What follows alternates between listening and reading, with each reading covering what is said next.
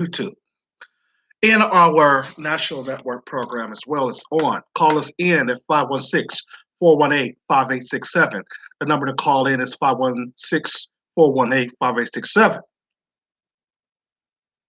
So we're looking at the case in the trial of Derek Chavin tonight on the Lawyer Henderson podcast. We're going to talk about some key issues in this case. We're going to try to basically make it plain for you to understand what the white media and what they're trying to do here in the Derek Chauvin case. That's going to be talked about here in just a moment. But first, we're also going to be talking about Representative Matt Gaetz. Scandal broke as a representative. You know, he basically allegedly was sleeping and traveling with this 17-year-old girl. And the scandal is broke, and it got a former FBI agent missing somewhere.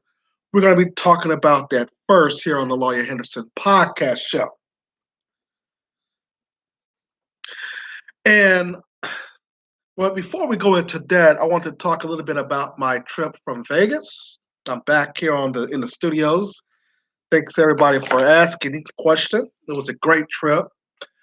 It was a trip that I basically needed. It was well deserved. So when I was in Las Vegas, you know, we came on Wednesday and Thursday, of course. Of course, as you know, Vegas is on specific time. And so it was pretty cool out there. It was pretty chill. You know, they basically it was a lot of fun. Okay, Vegas is like California, of course, and Miami and all these other parts where you have Hispanics and Mexican people coming from the south of the border. White supremacists are wanting them to basically be the quote unquote police officers and wanted them to run the city. Well, not really run it, but to be their workers. And you have a multicultural sense there, in which a lot of white people like, because now that takes away the concept of a black community. So we see how Vegas. I seen how Vegas was. I was actually walking. I wasn't walking literally, but I was basically walking. I was at the park, and I was walking on the sidewalk headed to my rental car. And a black chick, she was with this Mexican Hispanic guy. And instead of just walking past me, she wanted to basically go on the other side of the street. I said, okay, I mean, that's fine. You know, like, okay, I mean, you're dating a Hispanic or Mexican. Okay, so, okay, who cares, you know? But she just literally just went over there. I mean, they passed me before, it was okay, you know? But I just literally went to the park just to work out, just to exercise there. So you see black men, of course, with Hispanics and others. So it's more of a okay. It's one of those cities where you know you're going to see interracial relationships and marriages. It's just that's how they are in Vegas, California, Miami, Texas. Have a little bit of that. Oklahoma, other parts, you know, where you have a majority of white people. You know, you're going to have a multiculturalized city. Okay. But anyway, the trip was good. I mean, I met a lot of gorgeous females down there in Las Vegas. One of them tried to take my money, though, but that didn't work. And I'll tell you about that, you know, sometime, other time, you know. But yeah, but it was pretty cool down there. Beautiful chicks down there in Las Vegas, you know. So yeah, but anyway, that was that. Came back, you know, got back in Monday or Tuesday. I forget which. I think it was Tuesday morning.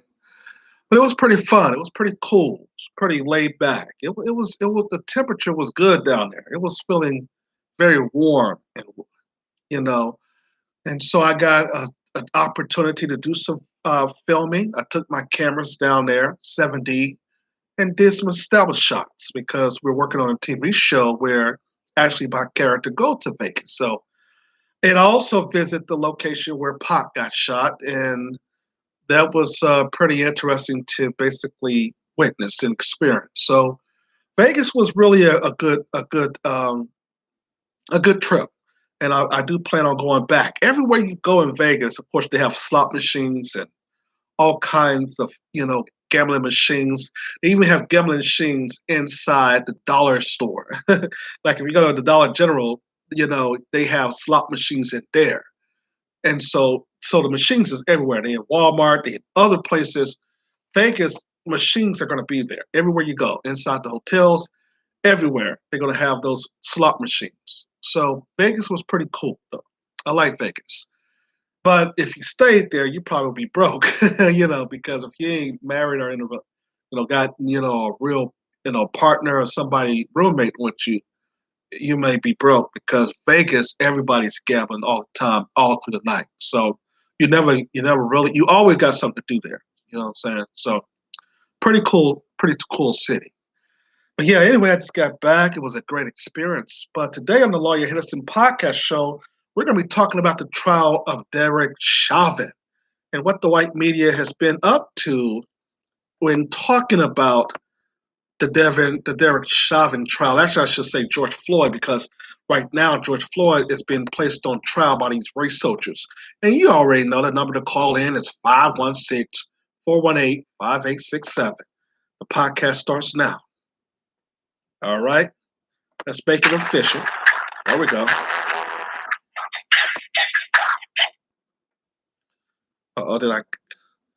The introduction, this is where the introduction is supposed to play. Where is it going on here at?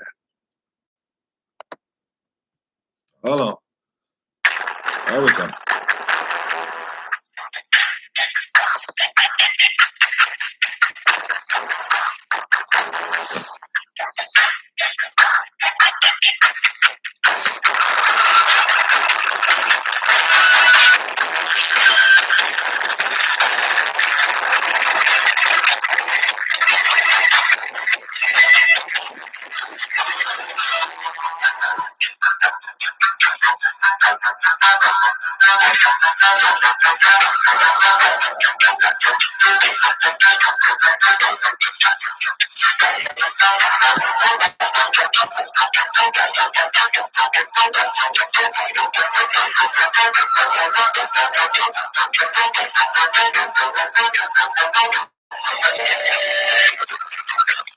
Thumbs up, like, share, and subscribe, family. Like, share, and subscribe. It is the Lawyer Henderson podcast.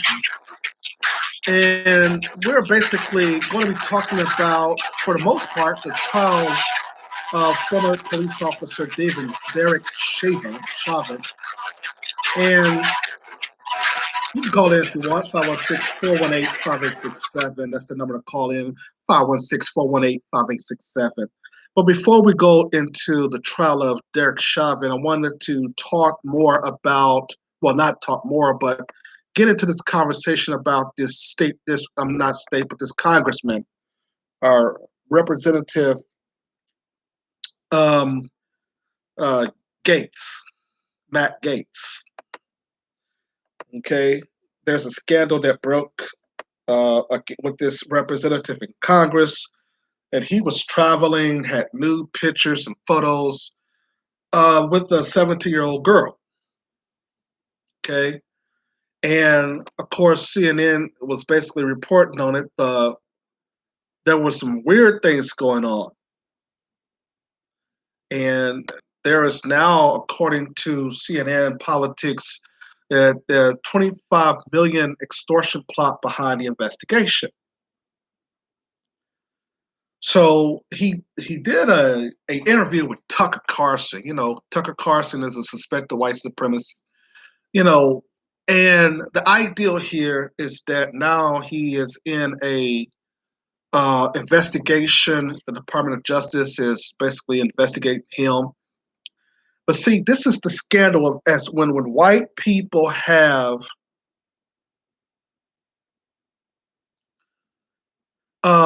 white men have these allegations against them, it turns into a scandal until which they're innocent until proven guilty. A black man like R. Kelly, they are guilty, And if they're proven innocent, you still have to basically talk still about the case, even though you have not been convicted, or the cases have been dropped, or you defeat the case itself. They still have to talk about it. They still have to say, well, according to us, you're still guilty. And see, that's how the white supremacist media works. But CNN reported on Representative Matt Gaetz.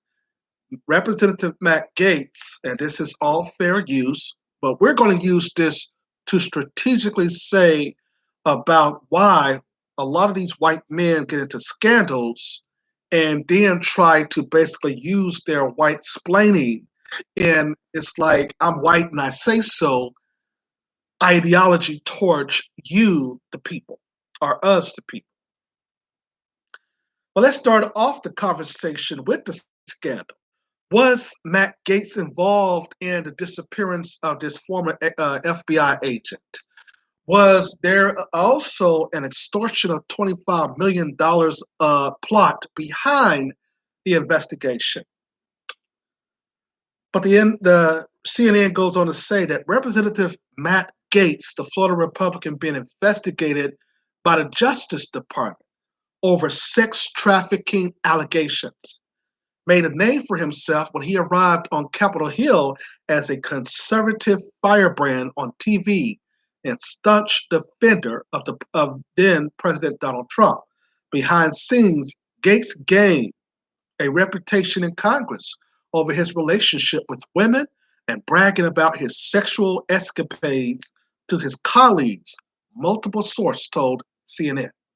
You understand? You understand?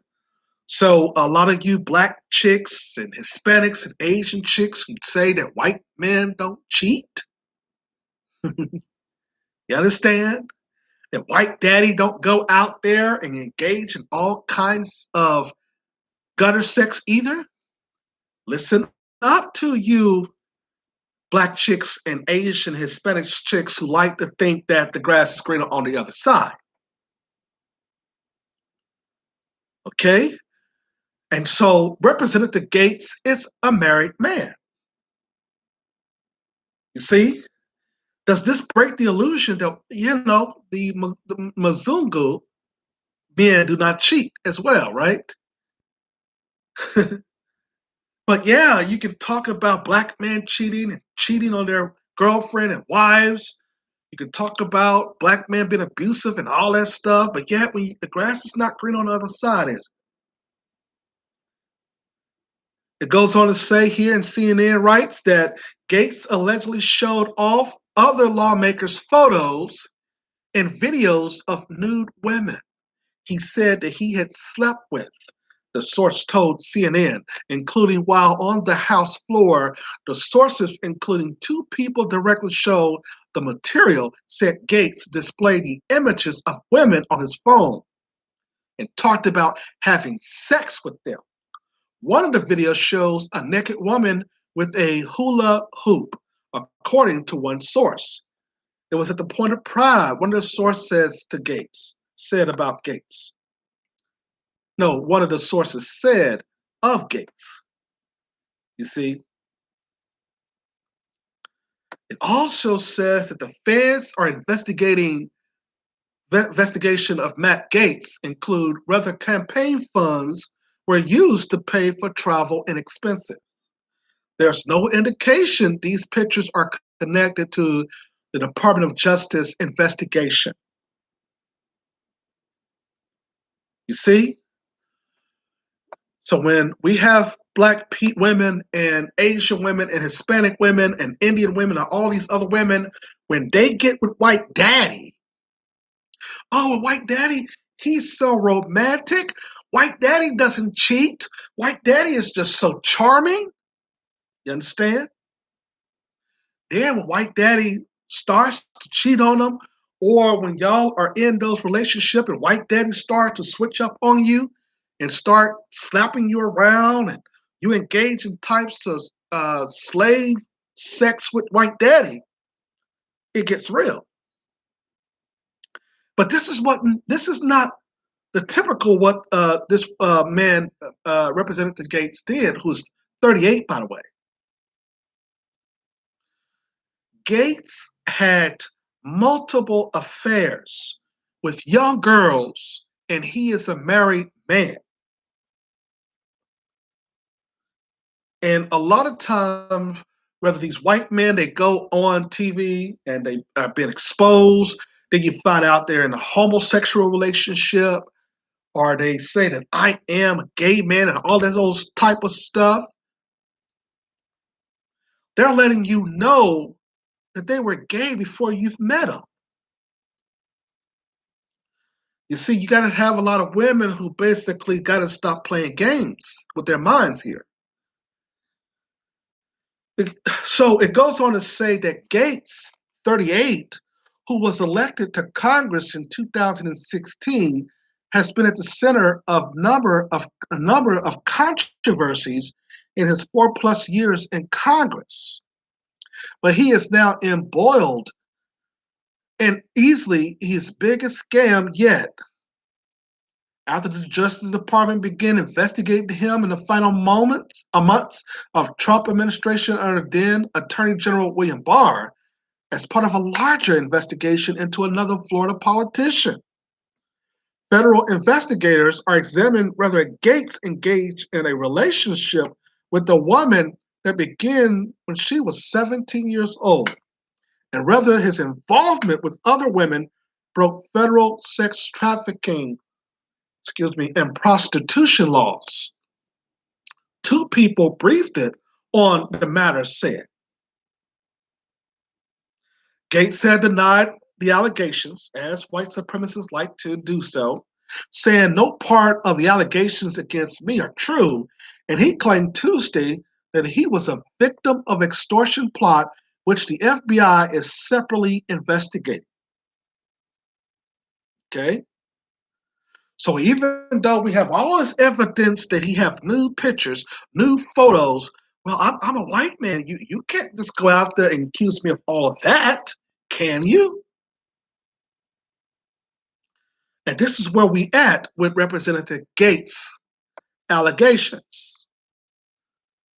The CNN goes on to say and write about Gaetz that over the past several weeks, my family and I have been victims of an organized criminal extortion involving a former Department of Justice official seeking $25 million while threatening to smear my name.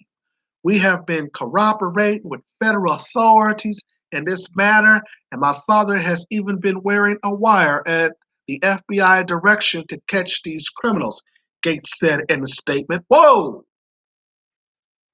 Why would you reveal that your father is wearing a wire? Why would you say that if the allegations is not true? You're letting the public know that your father is wearing a wire at the same time that your father is trying to help you catch these people who are supposedly extorting you. And who is the people who is extorting you? Are they FBI agents? Are there lobbyists? Who is extorting you, Representative Gaetz? See, this is what we're talking about. White men always like to come up with these huge allegations of somebody is trying to bring them down when they are put into the crosshairs. Who has extorted you out of the money? And why would you then tell the public that your father is wearing wire? That means then that you're telling the people who you're allegedly trying to catch that you're trying to catch them. I mean, this is a foolish person here. This is what a 38-year-old white man likes to get away with. And you have to watch out because this man had no business being in Congress. He's not mature enough to be a politician. He went into that job to get all kind of publicity for himself. He's not mature enough. But these are the types of white guys, these young white guys, these brads,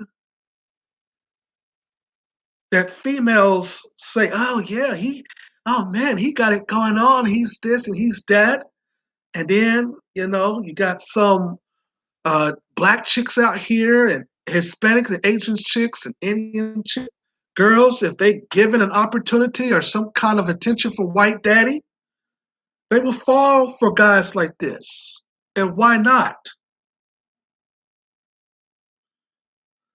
Because they basically, any type of attention that white daddy give them, oh, ooh, wow. You see, but I'm telling you, like I said, this man is not mature. He's a 30-year-old white man, but he has a body and he has a mentality as a 19, 20-year-old man. Even Tucker Carlson, which is a suspected white supremacist, was like, it was a weird interview with this man. Okay? He's not mature enough to be a politician. White people like to think of their kids as being mature at 19, 20, 21. They're not.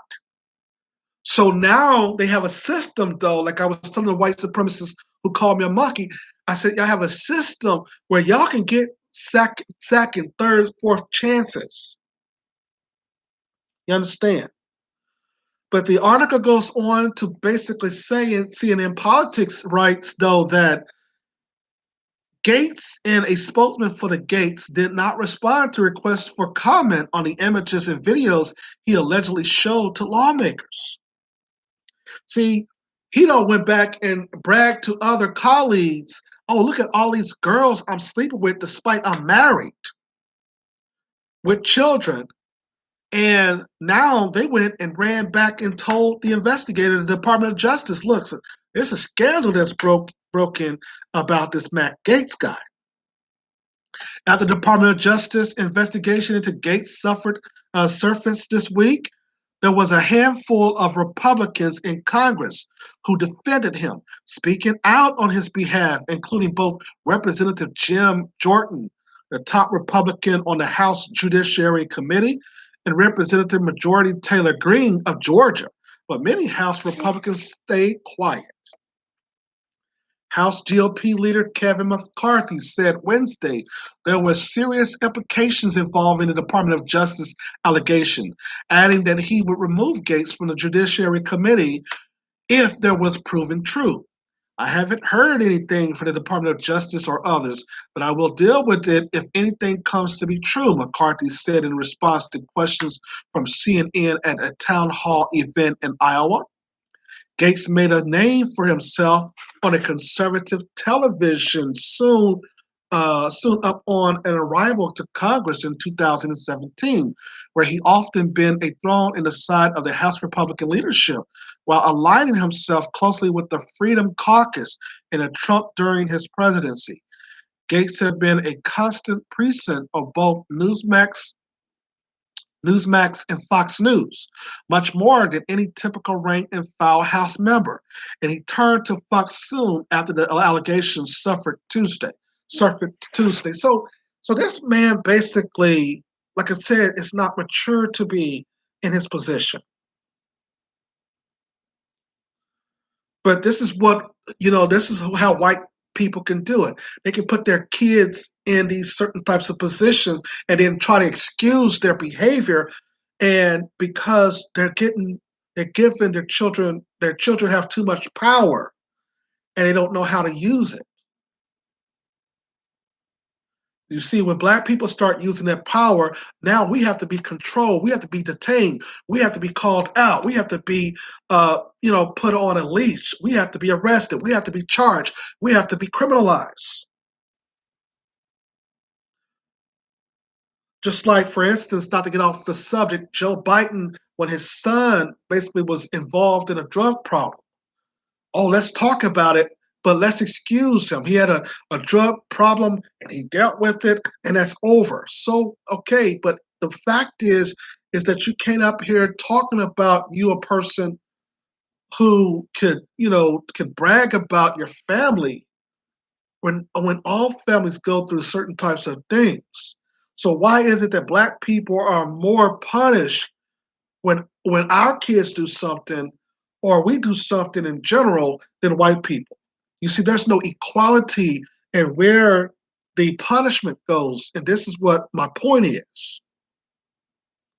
You see, like I said, this Gaetz is not really a mature person at the age of 38. CNN goes on to write about him, though, that at one point during Gaetz' first term, staff for them then House Speaker Paul Ryan held a short meeting with Gaetz in the Capitol, where they had discussion with Gaetz about acting professionally while in Congress. According to two sources, while knowledge of the meeting, one source says that conversation wasn't tied to a specific incident. Ryan didn't directly have a I'm seeing a conversation with Gaetz. Okay, so this man, like I said, he don't know how to turn off his fun and serious business. And you got white boys like this. They get a lot of money. They got women chasing them all over the place. They don't know how to handle this attention, and so therefore, here come their fathers trying to rationalize their behavior. But meanwhile, you get a black father who has a black son who does the same thing. He's criminalized in the system. You understand? CNN goes in to wrap up about Gaetz is that Gaetz spokesman denied that he was ever reprimanded by Ryan on his staff. That did not happen. No meeting with the speaker or his staff, the spokesman said. Hours before news, excuse me, hours before news broke Tuesday on the investigation involving Gaetz. Excuse me. So that's what we are at now. So let's go to why, while this scandal had broke about this FBI agent. I have to get some water. Excuse me here. Where's my?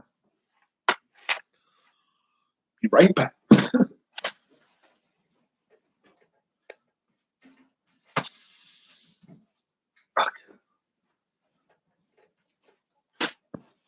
Sorry, I'm trying to find my bottle of water here. Okay, so that is the truth about what's going on, and when these white boys are able to do everything they want to do, and their parents will come in and basically try to basically help spin their behavior and to say, oh, he's just being a child. He's just being a person. He's still basically having fun, and we can't be talking about him like that. Okay, yeah, but he's a member of Congress. His actions of what he's doing is immature. So you have to look at that and question it. You see, we got white people at the age of 38 and 40 who are judges.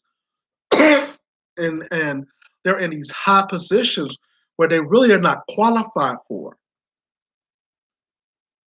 You see, white people get in jobs that they're not qualified for. Black people cannot do that. We cannot put our friends in high-paying jobs or in political offices that they're not qualified for. We don't have that access to those high-paying jobs. Understand? So this is what we're talking about here. But I wanted to wrap up about the FBI agent here that was a part of the scandal. If I can find that, hit that thumbs up button, ladies and gentlemen. Like, share, and subscribe. And I was trying to find his involvement with Gaetz and what that is all about as well. Number to call in, 516-418-5867, 516-418-5867.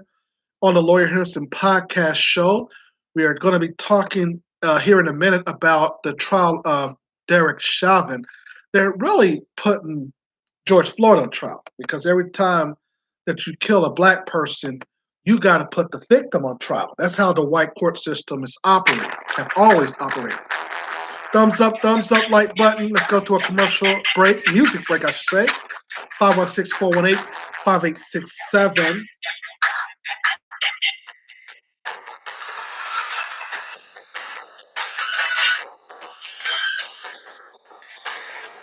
Thumbs up, like, share, and subscribe, family. Like, share.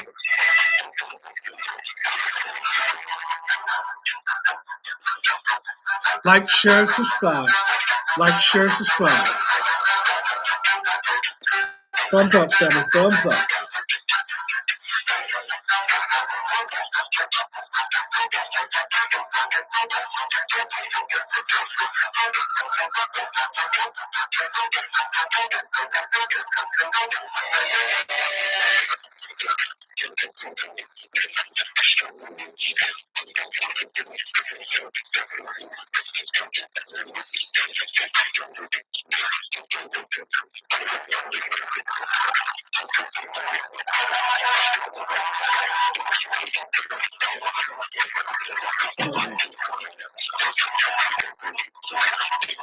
All right.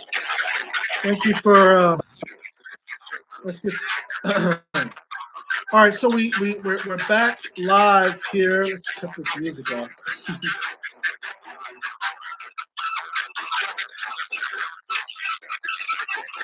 Thumbs up, family. Thumbs up.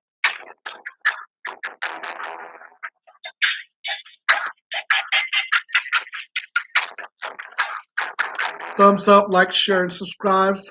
The number to call in is 516-418-5867. That's the number to call in to the Lawyer Henderson podcast show. We're still talking about the subject of Matt Gaetz. It says here on Yahoo News, which is I'm going to basically also critique here. Matt Gaetz' case gets more bizarre as extortion claim involves search for missing ex-FBI agent Robert Levingston. Details surrounding the claim by Representative Matt Gaetz, Republican Florida, a representative in Florida, that he is the victim of an extortion plot involving allegation of sexual relationship with a 17-year-old, now pretend to connect its search for an FBI agent who went missing in Iran 14 years ago. According to documents obtained and reported by the Washington Examiner, Gaetz' family was approached by a former Air Force intelligence officer, Bob Kent, who claims that he had located former agent Robert Levingston, whose family presumed him to be dead. Kent reportedly sought a $25 million loan to fund an operation to rescue Levingston and promised to help the congressman with legal woes when returned. Okay, in exchange for the funds being arranged and up on the release of Mr. Levingston, the team that delivered Mr. Levingston to the President of the United States shall strongly advocate the President Biden issue a presidential pardon or instruct the Department of Justice to terminate any and all investigation involving Congressman Gaetz, said the document Kent reportedly gave Gaetz' father, which bore the heading Project Homecoming. So they're trying to get money out of the family. This Bob Kemp, he's trying to get money from them. So this Representative Gaetz, like I told you, he basically is not mature for Congress. Even Tucker Carlson said that, and you cannot believe anything Tucker Carlson said. His interview on Fox News, they always, these white supremacists, they like to go to Fox News all the time to, that's their base, you know what I'm saying? That's their base.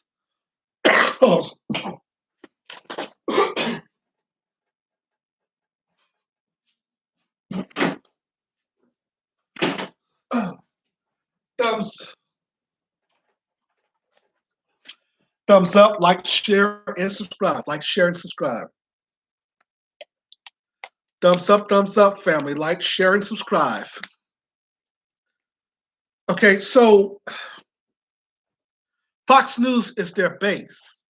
Fox News is the white supremacist base. And even Fox News are saying, oh, this is a weird interview I had with Representative Matt Gaetz. So if he's been extorted by this person, who Bob Kent, a former Air Force intelligence officer, if he's been extorted by him, then why is the father wearing some type of wire? Shouldn't he be basically trying to keep that, you know, keep that quiet so that when he run into this intelligence officer, that there can be proof that he can have on tape? It is not making sense. You see what I'm saying? And so this is how white men get away with a lot of stuff. They engage in so much corruption and so much things that into which a black man, we would have been already prosecuted. We would have been already charged. We would have been already, there would have already been a trial in the Senate or the Congress getting us out of, out of Congress or out of the Senate if we were doing the same thing that this Gaetz was doing. And if, like I said, if what he have or what he said is true, why reveal that you're wearing a wire? Your father's wearing a wire. It doesn't make sense. This man should have already been placed on trial here to remove him from Congress. He is not mentally stable to be anybody's representative. He's looking for fame. He's looking for fame. He's looking to have publicity. He's not there in Congress for the people.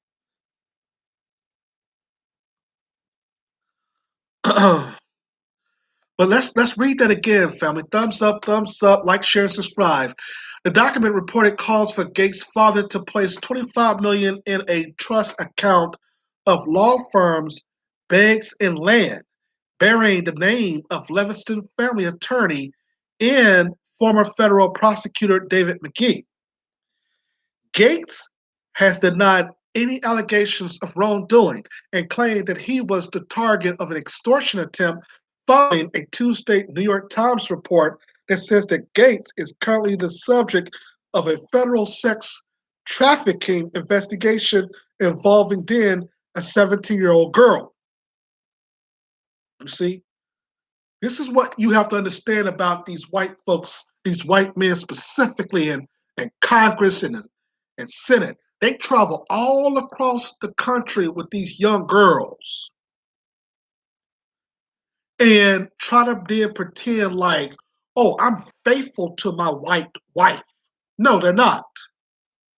You see, you want to accuse a black man of being a dog, and accuse a black man of cheating, and accuse a black man of you know what I'm saying, as not being marriage material. But then when you step out and go date white daddy is sleeping with a 17-year-old girl in another country.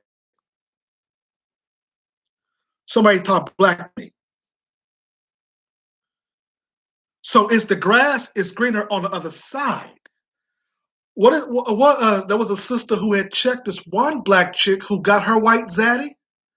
Yeah, she was out there talking bad about black men.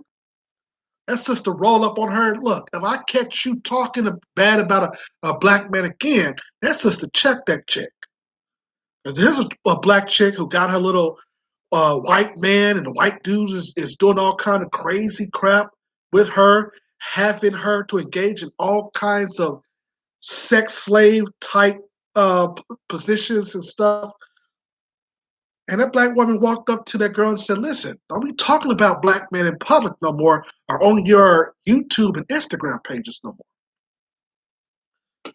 You see, she said, if I catch you talking about black men again, they're going to be a problem. And she checked that chick as she should. Because, see, what we have been doing in the black community, we have been letting the white men get away with this slave relationship with women who wants to then date outside the race, and white daddies start turning on them, start beating their tail, start to choke them out, as we see. You see, a lot of people are trying to talk about Quavo and his situation with his girlfriend, and if we have enough time, we'll talk about that too. But I want to just let you understand, white people are good at hiding. White men are good at hiding their cheating. As I told you, black men, hell, we get caught because we basically cannot afford to go travel all across the country to cheat on our wives and girlfriends. White men can go and travel and they take off their ring when they're having an affair. You see, that's the basic of saying that I'm a man because I'm having an affair. That's what a white man think. A black man, he's a player because he's sought as a boy. So he's a player. But the white man is having an affair because he's accomplished everything as a man, right? So therefore he having an affair. And so he take off his wedding band. And sometimes he don't when he's dealing with these kids. You understand? So this representative Gaetz is engaged in sexual trafficking with the 17-year-old girl. The article in Yahoo News goes on to write, though, that Gaetz told Fox News' Tucker Carlson that his family had notified the FBI about the alleged extortion, naming McGee as being behind it. Gaetz said his father had worn a wire during a meeting as part of an investigation of the extortion claim, and that he believes the Times story has been linked in order to thwart the investigation. McGee told the Daily Beast that the extortion allegations were totally false, calling it a blatant attempt to distract from the fact that Matt Gaetz is apparently about to be indicted for sex trafficking underage girls. You see, the same thing that we had with Jeffrey Epstein. These politicians are showing their true colors because they basically fly out to other countries and nations to sleep with these young kids. We have to look at this. If you have a politician in Congress and he's traveling overseas and leaving his wife, 9 times out of 10, he's engaging in some type of sex trafficking in another country. Why is he not taking his wife? He's always telling her, oh, this is a business trip. My political position tells me I have to go to Guatemala for certain types of business relationships and affairs. Is what he tells his wife. But we already know what's going on. He's hooking up with some 17-year-old girl, or he's with another woman overseas. That's the reason why they can call it that a white man is having an affair. You can look at this and then tell you that the grass is not green on the other side when we talk about marriages. Even when a woman gets with herself, she's not in a relationship. Yeah, come on. Understand? So this ideal of just criticizing black men for cheating, oh, that's reprehensible, man. Oh, that's reprehensible. 516-418-5867. We're live here on the Lawyer Henderson podcast show. 516-418-5867. Representative Gaetz. Let's go ahead and talk about the trial of Derek Chavin.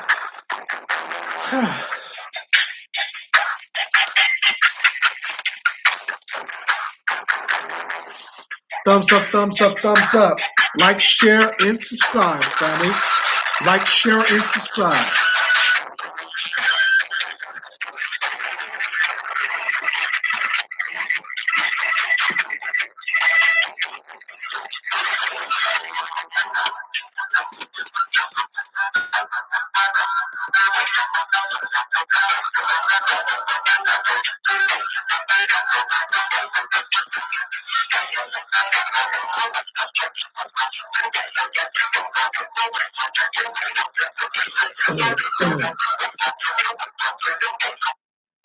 So you had the trial of Derek Chauvin got on the way, right? And the white media likes to play games with trials when white men are on trial. They like to play games as to what the trial is really about. The white media likes to try to say that what we saw is what you didn't see. George Floyd, he did not die because this white supremacist put his knee on the neck.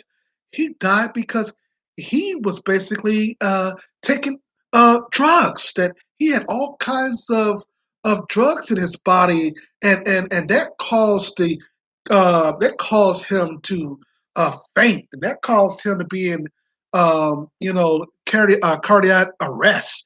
That's what did it. It was the opioids. It was the medication that the drugs that he was taking. That's what did it.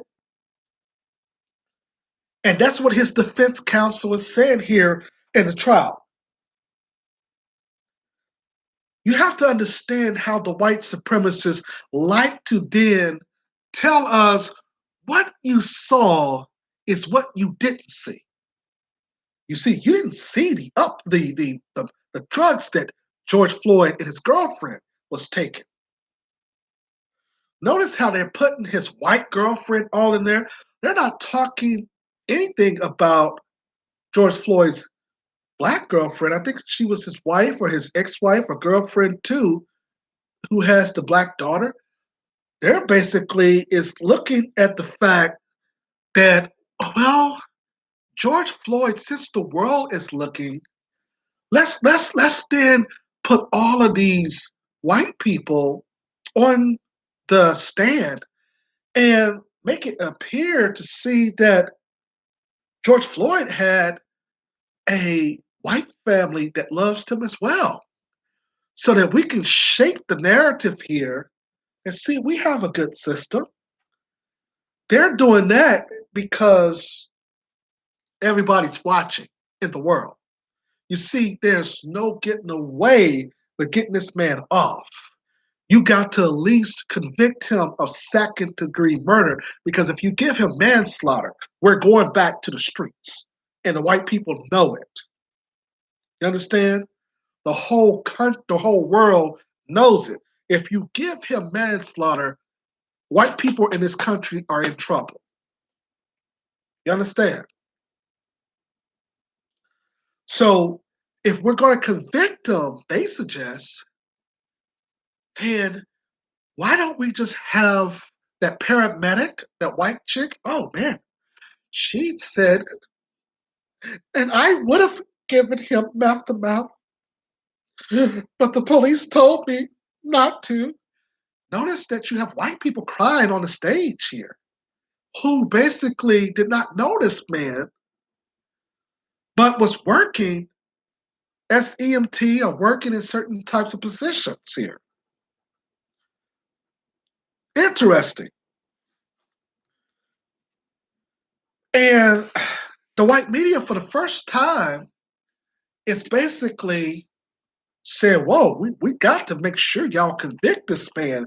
Y'all can't convict him of no manslaughter. Now, we'll help him out. I mean, we'll give him second degree murder charges. Let's convict him on that, because he'll get about 20 something years or more. But if we give him manslaughter, he's only going to do the same thing that Amber Geiger got. And you know that Amber Geiger, remember, they were playing all in him. The black people were playing all in her hair and blah, blah, this. And, girl, you got some cute hair here. You see, that's because those black folks came from the Caribbean. But George Floyd's family, who already settled for the $27 million,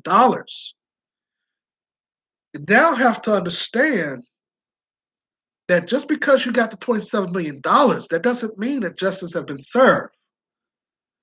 But the idea here is that they're trying to basically get the world to believe that America has a legitimate judicial system. The world is looking at how America judicial system works all over the country. I mean, the world, they're watching this trial. Okay? So you don't put in a sense that George Floyd's black family members, his cousins, they basically wanted to see their loved one here. Well, let's make this about everybody who wants to seek justice for this wrong, so we can take color out of it. But I like the defense strategy. I mean, the defense basically is saying, listen, I don't like it. I mean, let me take that back. I don't like the defense strategy. I know what they're doing. The defense is saying, hey, this man was on drugs. Y'all got to let him off. This is the same thing that happened in New York. That's the only thing that they can come up with. So if you play that game like the white supremacists have played before, hey, I like that because that's the only thing that you have to use in a situation like this. Okay? But here's the problem with that. Here's the problem with that. The backlash that if you let him off, it's going to be real problematic. You even had Crime Van Jones, Lonnie Van Jones, who said, listen, if he gets off, in so many words, you see what happened in Los Angeles where we just went up as black people, got random white people from trucks and start just boom, wrong place at the wrong time. And they start getting beat down. You don't want this man to get off at this point. You want to at least convict him of second degree murder. You see, we're not playing games with this trial here. We should have never been playing games, but this is the trial that really, really is going to cause so much uproar. And the white supremacists know it. Looking at the testimony here, it's Charles McMillan. It was interesting that he says to George Floyd on the ground, man, just get in the car. You can't win with these people. Don't try to argue with the fight. No, well, argue and fight with these race soldiers. Get into the car. Let the white supremacist police officers do what they got to do, right? And he started crying on it was emotional with him. Of course, I am not going to speak on that. But that was very much, he's telling him, and that's important. You could say, oh, he was coding and all that. That's fine. But he's right, okay? When you're in a system of white supremacy and you got these race soldiers all surround him, you are, as what Neely Fuller says, you're a prisoner of war. So you should comply at that point because you are a prisoner of war. Okay. So it's nothing wrong with what the man said, Charles McMillan. I understand why he said it. Okay.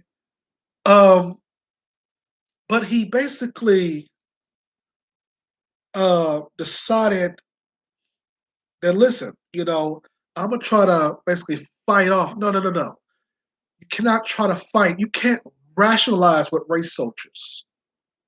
You can't reason with these people, man. These people basically do not like black folks at all. You cannot really reason with them, even if you told them, listen, the law suggests that, you got to do this, you got to do that. That doesn't mean anything. You understand? So when you look at this ideal here, Charles McMillan was telling them, look, he can't breathe. He can't breathe. Again, you have also um, Mr. Williams. The white media basically, for the first time, was forced to call it what it was. But then the white media starts to, as that we see it played out on the trial, they started trying to basically, label him the angry black man.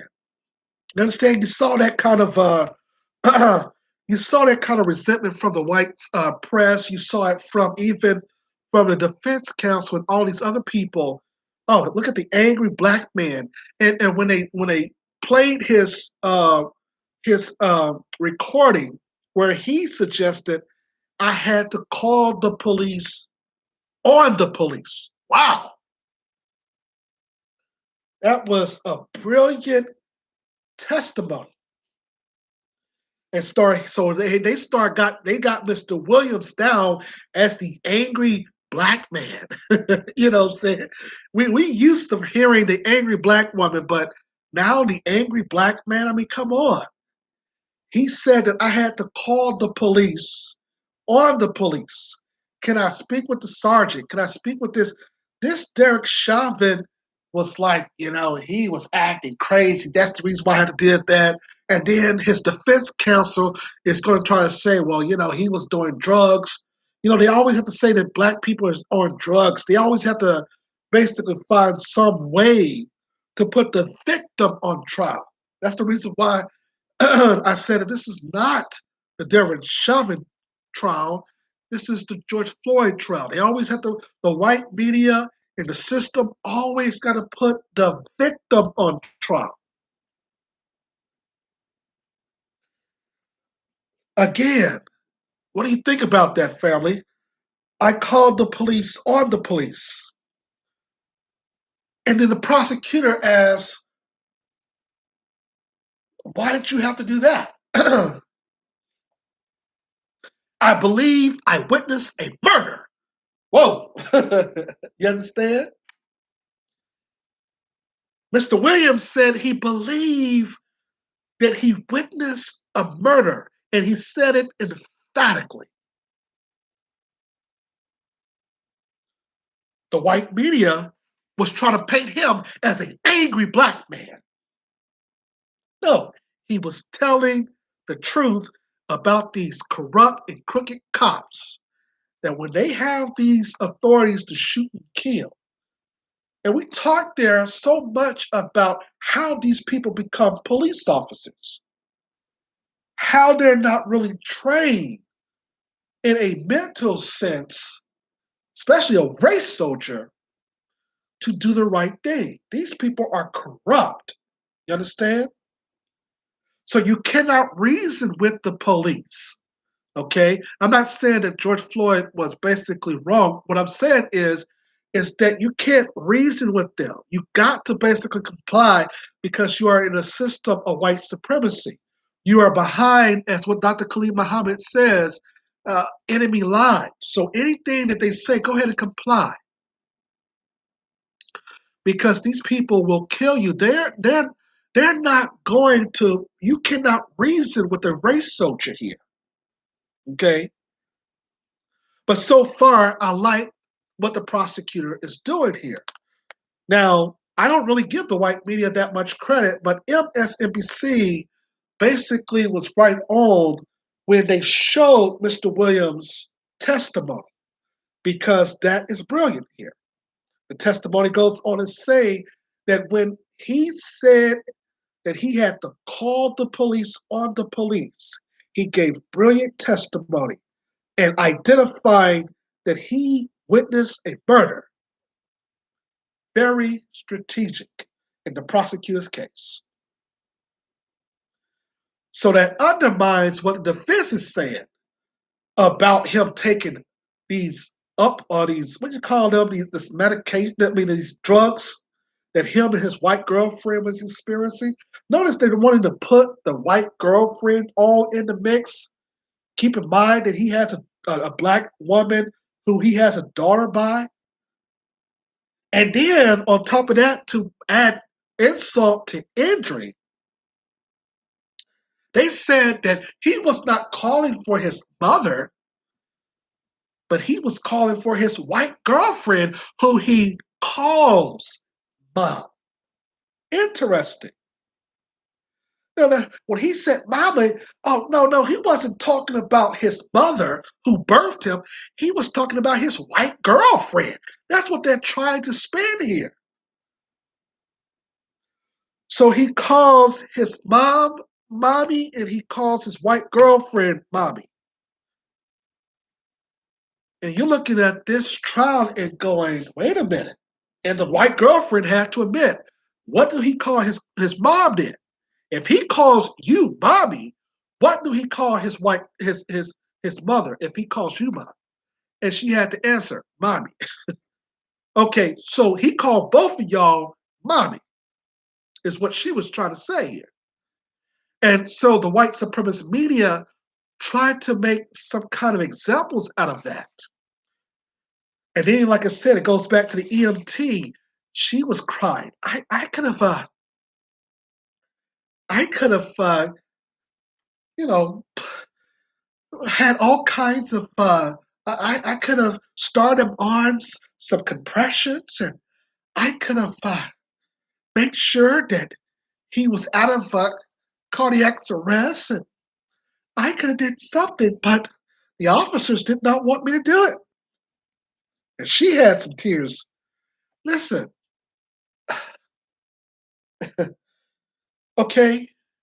So what they're trying to do, because the world is watching, well, we're just going to say that George Floyd had a black and white family, and we'll convict this fool. And so y'all can say, see, there you go. See, we are equal, and we have a great American justice system here. Interesting. Now, when they had Ben Crump, because Ben Crump got them this $27 million settlement, and we already know that Ben Crump is an ambulance chaser.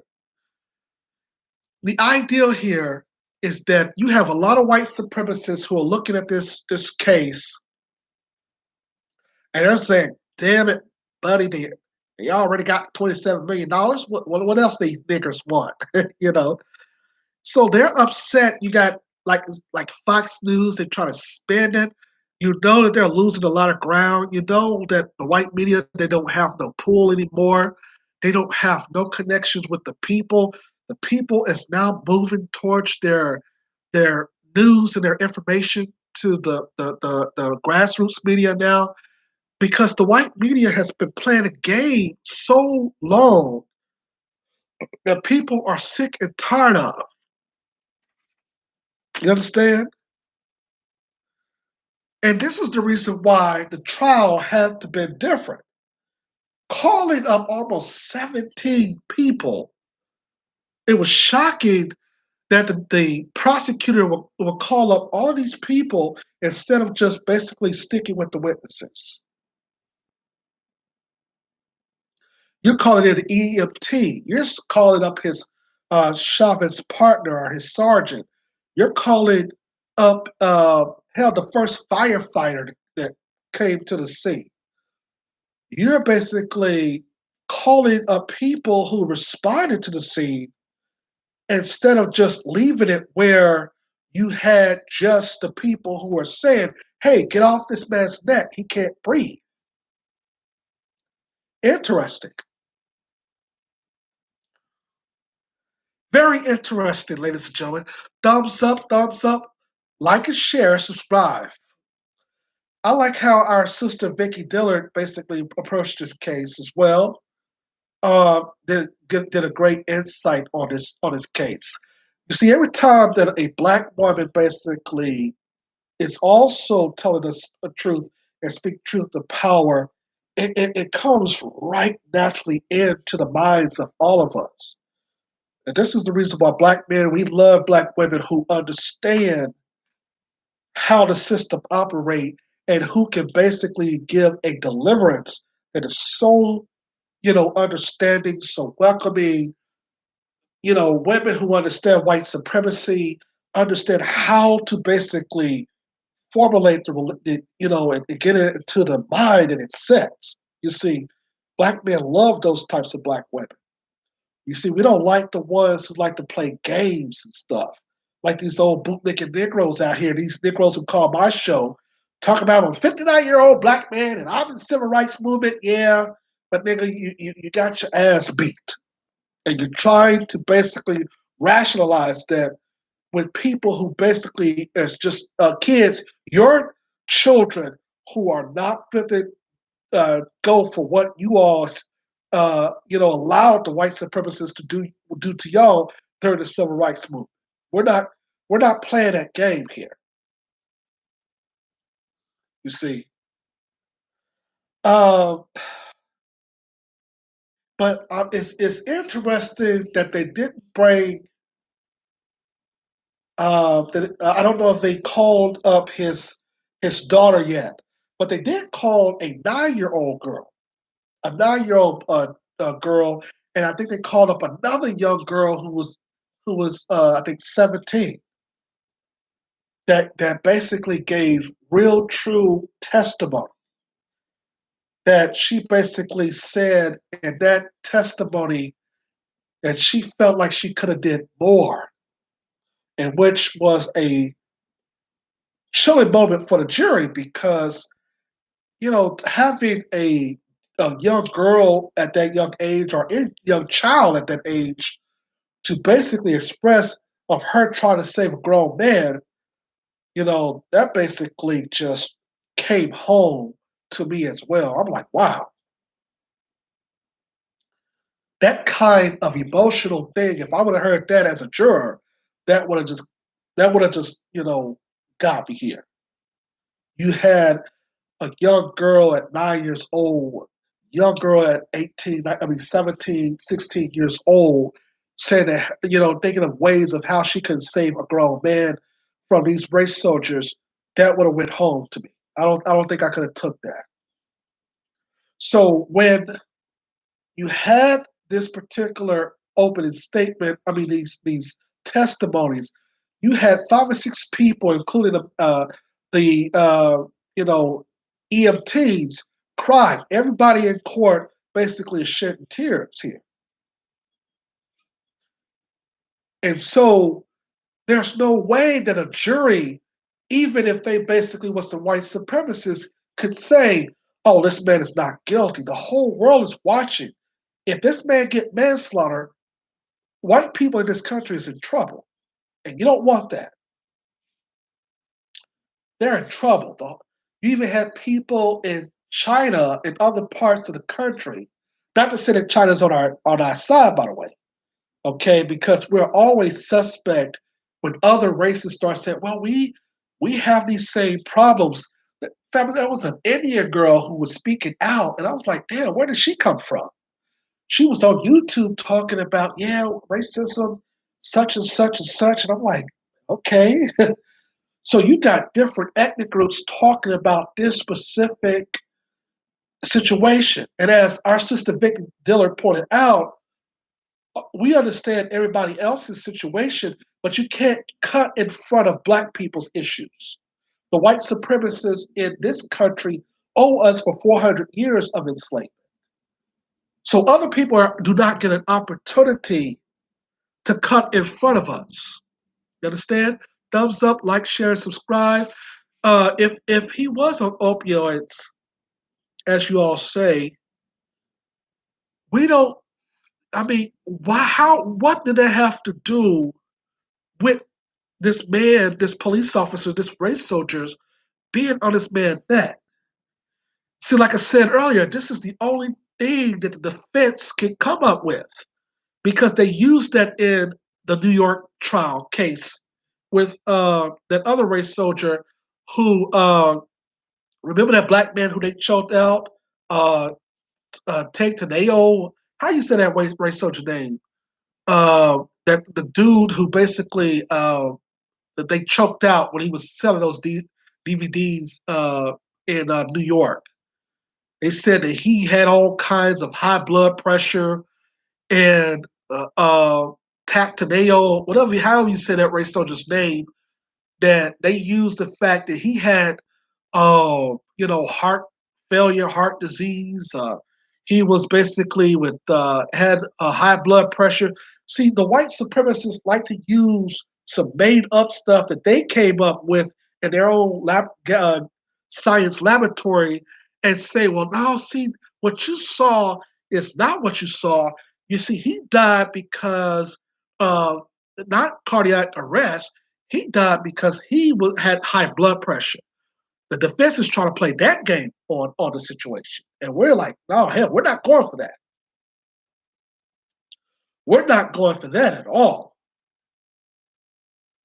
You're not fit to use any of your little lies about high blood pressure in this case.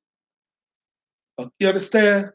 Because white people know, look, dude, if he get off, there's going to be a problem. I don't care who's listening. I don't care who's listening. The ideal here is that the man basically killed this man, and there were so many people watching.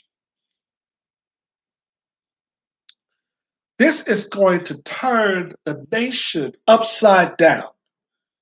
And there are going to be people who, in the white community, who may be innocent, who may get that work. That's all I'm saying. I'm not saying I'm going to do anything.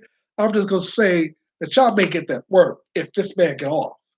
He got to at least get the second degree murder conviction, which carried more than about 20-something years. He got to get that, or he has to get life in prison. Now, if I believe in the death penalty, he should get that too, but I don't believe in the death penalty. In fact, I've been fighting against it. So I can't, say that I basically agree with that, but life imprisonment will suffice, you see. But let's go back to it though. The trial basically started out with, I'm going to put all these people who were not on the scene so that we can give a rationalization that if we're going to convict this man, well, white people have to be implemented in convicting him, okay? And not just the witnesses that was just standing and watching the police, even his own colleagues, you see. Interesting as to how the white media and the so-called judicial system plays their game here. And as Professor Truth had pointed out, you see, these police officers, they come from the police department onto the media. From the media, they go into the police department. That's very important to understand. That's the reason why they're so connected together and rationalize, and they can come up with the same kind of argument because they go back and forth with each other in those positions. A police officer leave the force, he all of a sudden working for Fox News. Like, God damn. You see, like they said, what happened in O.J. Simpson? Was Mark Furman? Is Mark Furman working with some news organization now? You see? So, ladies and gentlemen, we wanted to come and bring you the trial.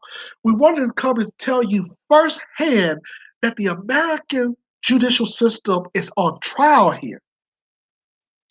And I don't agree with everything that Crying Van Jones say, but he's right when he says that the American judicial system on trial. And it's on trial as we speak. Thumbs up, thumbs up, thumbs up. Like and share and subscribe, family. My nose is stopped up. Oh my God. Like, share, and subscribe, family. So here we go, ladies and gentlemen. The question now, as the few minutes that we got left, I want to ask you on who's watching and listening. If you're on Instagram, comment, please. If you're on YouTube, go ahead in the chat room. I hear you, Vanessa Jones. But let me ask you a question if you're watching here or listening. Do you think this man is going to get convicted, or do you think that he's going to get off? And if he gets off, what do you think is going to happen here?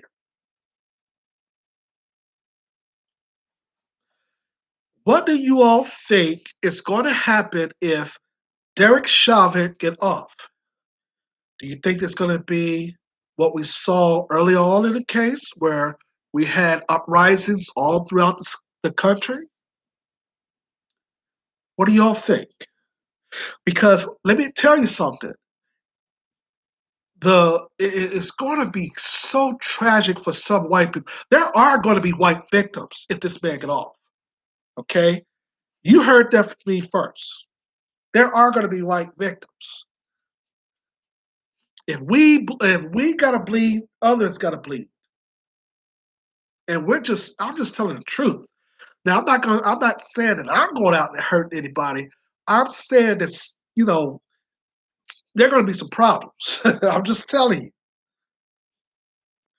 you. We're not playing that game. And it's nothing for the white supremacists and their bootlicks can do. It's not going to be nothing that these civil rights leaders can do. These pastors, we're going to tell them to get the hell out the way. Folks, they know that this man got to be convicted. That's the reason then why. Look at all of the testimony. So you just don't say that black people like Mr. Marcus is I'm sorry, Mr. Williams. What are they? The porn star. No, but Mr. Williams, uh, Mr. Williams' testimony. If it's not only about the angry black man, they couldn't just include that there. They couldn't have just a 9-year-old girl and the other young girl. They couldn't just have George Floyd, uh, you know, baby mother also, and then the eyewitnesses around. No, if we're going to convict one of our own who's a white supremacist, let's have the EMT go on trial and she can cry and say, I could have 90 seconds. I could have gave him mouth-to-mouth resuscitation, and I could have did everything. You see, that's what they're trying to allude here. So he will be convicted of something. You understand? He has to be. All right, so the phone lines are now closed. We have basically told you all. We're going to continue our conversation on YouTube. Okay? We're going to continue our conversation. It is the trial of the century, as white folks like to say. But we're basically interested in the outcome. We're interested in the outcome. Is this man going to be convicted? And if so, what is he going to get? Is he going to get manslaughter because the defense counsel is claiming that George Floyd and his girlfriend was using opioids? I can't say that name for nothing. Were using drugs, and that might get him manslaughter, which only carried 10 to 12 years. As you notice, why is these police officers only getting 10 or 11 years? You see, that's what we're upset about here. You see, and so what we have to understand in the black community is that this is it. It's not going to be no more white splaining about this. This man has to be convicted. You understand? The white media and its legal system is going to be so chaotic.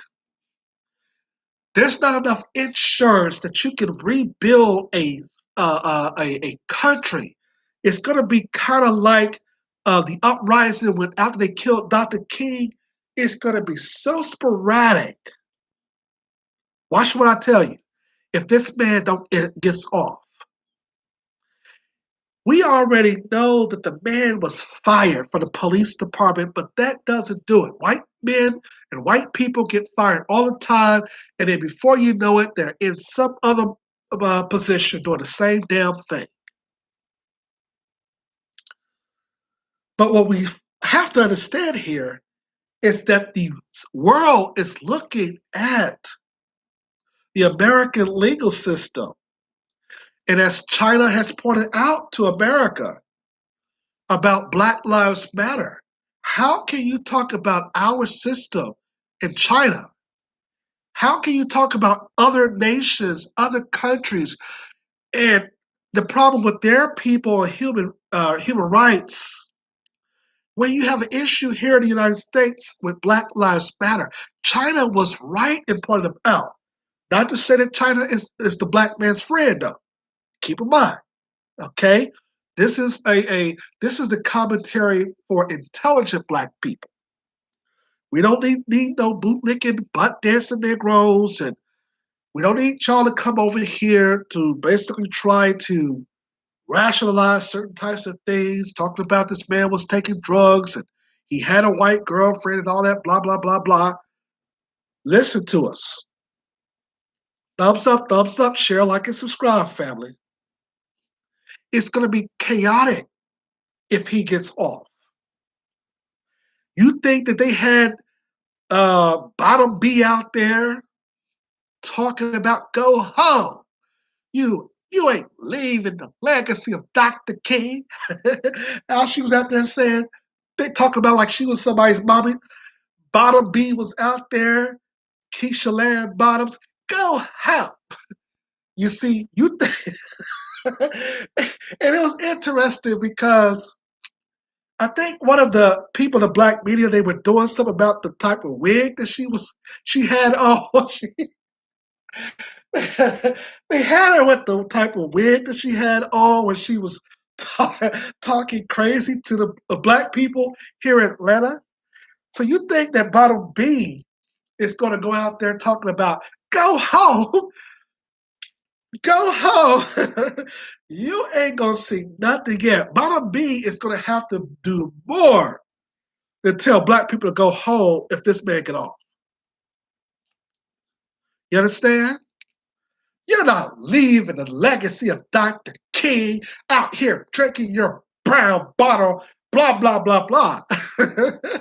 Bottom B is going to have to do more pointing the fingers than that, you see. Thumbs up, family. Hold on, y'all. Oh. You see, excuse me.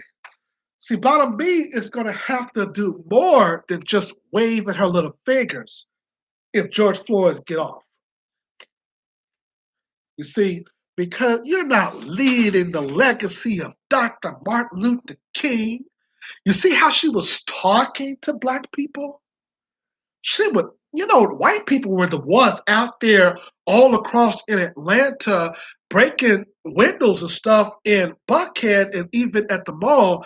There wasn't black people per se. It was white people who were giving black kids the bottles and said, yeah, dude, go ahead and knock and bust that window out, dude. Go ahead and do that and do this. Those were white people who said they were upset at the same system. Who were doing that, Bottom B? Why are you out here just talking crap only to black people? T.I. and Killer Mike owns half of South Atlanta. No, they do not. No, they don't. You see, they're already after T.I. now as well. The feds is already after him because, listen, man, when you hold these podcasts like they did with, what's his name? What they did with Nick Cannon, you belong to them. You don't belong to the black community. You don't belong to the grassroots. You understand? So what we're saying to you guys is that we're not being calm no more. You see, this is now going to be like none other. You see, you can't fight wars in other countries and expect to have a legitimate system in the United States. See, what they're thinking is, well, we put Jim Crow Joe Biden in office, and you know that they're going to stay calm. No, no, no, no, no. Because what it's going to prove is that just because you put a so-called liberal in office, a Democrat, does not mean that racism and white supremacy is still not operating, that they have become more polished.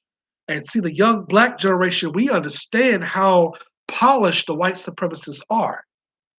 You see, so what we understand here is that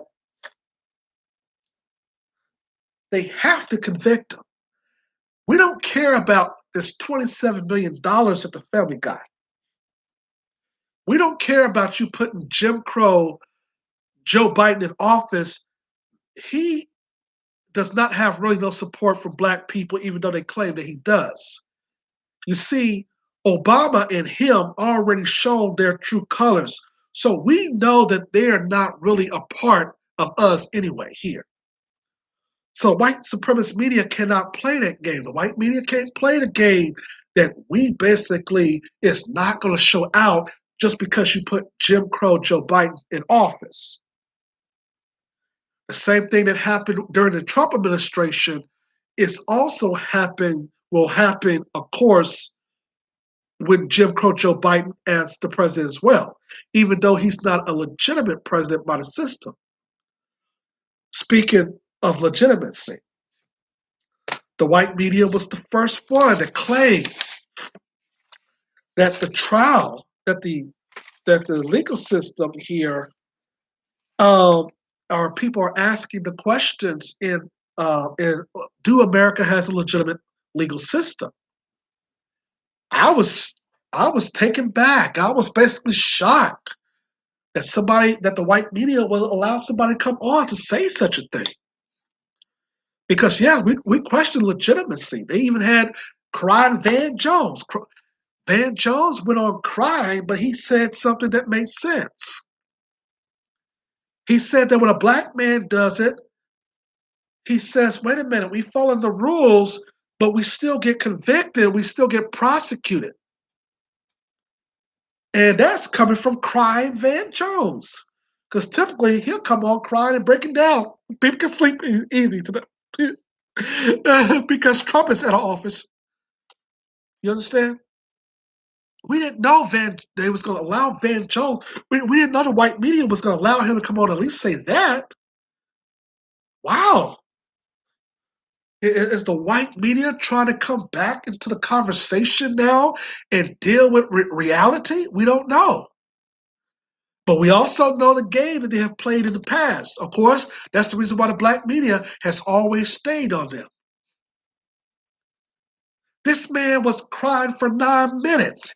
Get your knee off my neck. Mama. And now the defense attorney and the white supremacist media is going to try to say, oh no, he wasn't talking about his biological mom. He was talking about his white girlfriend. He was calling his white girlfriend mama. You see what the white media is trying to do? The games that they're trying to play to undermine the man's mother? How low can you get? The man was calling for his mom, but here's the white media and the defense counsel is going to say, oh, no, He wasn't calling out for his mother. He was calling out for his white girlfriend.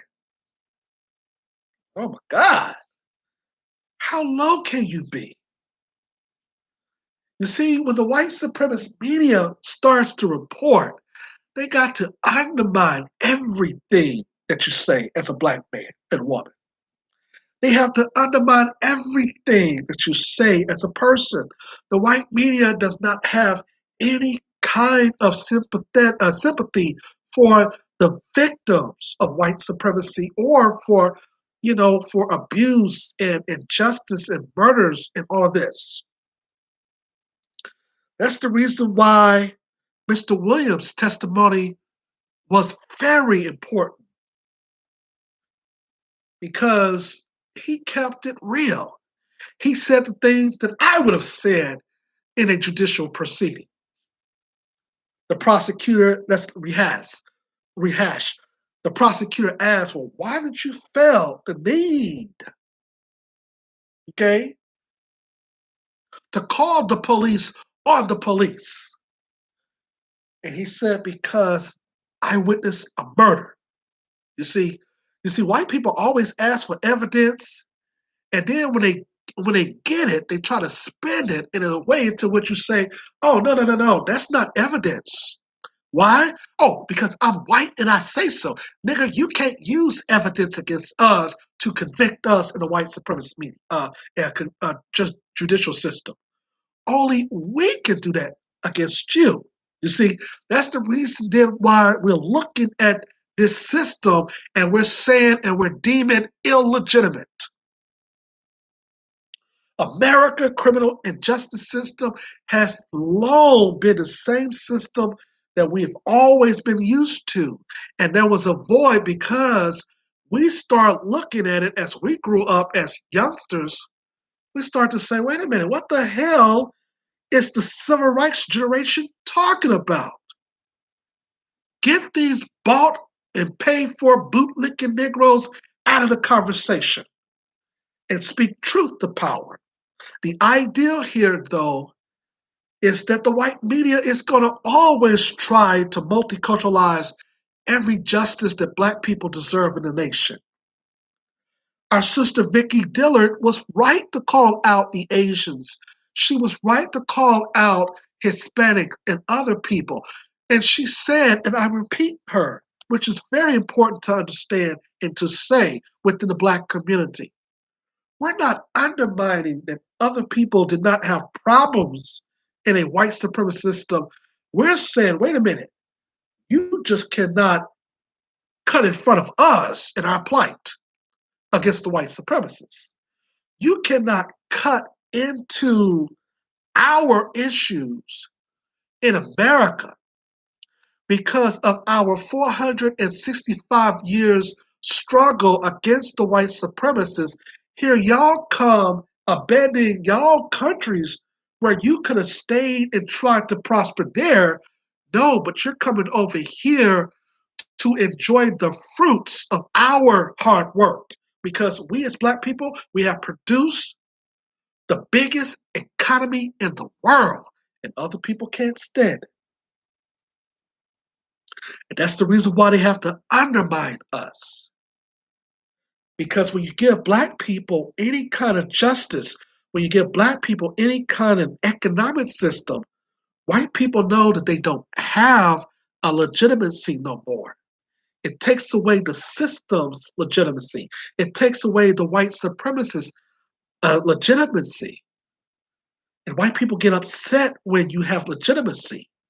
That's the reason why a wise man once told me that truth have no moral stand in this nation. Why did he say that?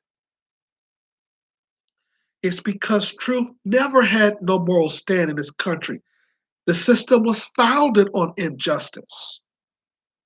And therefore, you can't basically tell race soldiers and try to change them by talking about civil rights. As Malcolm pointed out, you have to put it into the elevation of human rights. You have to understand that the white supremacists always have to basically say, I'm white and I say so. It's not about following the law. It's about I'm white and I say so. Nigga, you didn't see him put his knee on his neck. What you saw was him dying because he was taking these drugs. Nigga, you didn't see him choke him out. What you saw was a Black man died because of hypertension. You see, the white media and the police department, they basically are coordinating with each other to undermine the facts and the narrative because truth have no moral stand in this country. You understand? The idea when we leave it up to white men to only be the enforcers of this country, that's a problem. The ideal of me looking at this and saying, wait a minute, this Charles McMillan is telling George Floyd, yeah, get into the car, man, just comply. You can't win. Okay? And I understand why he basically had said that, as I told you earlier. You understand? He had told him that because, listen, you're the system of white supremacy. You are basically a prisoner of war. Comply.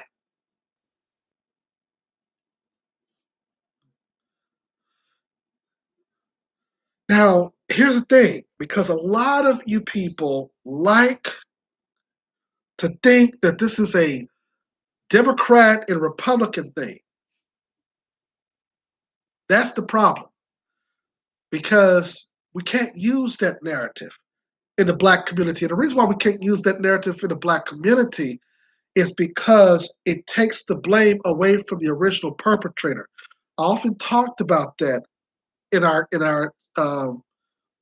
commentary. This is what you see. You can't have half-baked Negroes coming into the conversation because they like to bring their coon juice with them. You see, they like to coon it out with the white supremacists. They like to play games with them. You understand? You can't coon your way into understanding truth. Okay? You can't basically just say, well, I recognize this happened, that happened, blah, blah, blah, blah. And then on top of that, you say, okay, well, it's true that we are facing racism and we're dealing with all kind of discrimination, but black violence, you see, that's out of control too. You see, you can't deal with black people like that. You cannot basically follow people like this because those people are half baked. Their information, their whole mind is clouded. You understand? They basically tries to rationalize a system that is illegitimate. And we can't allow them to do that in the black community. We have to look at this as Philip Scott says, Babylon system. You understand? So we're going to go ahead and close out this podcast. We are going to basically get you to comment, leave your comments on the description, like, share, and subscribe. Also, if you're on Instagram, please comment there as well, and we'll have a video planned for you as well. We are also going to be going to iTunes and Spotify here in just a few months, and we hope that you join us as well over there. Thumbs up, like, share, and subscribe. The Lawyer Henderson Podcast Show. Thank you for listening, and good night. Join us next Sunday. We're going to try to do the Black business, where you call in and talk about your Black business as well. And if you have a Black business, go ahead and call in and talk to us. That's coming up on Sunday. I'm Lawyer Henderson with Lawyer Henderson TV. Take care.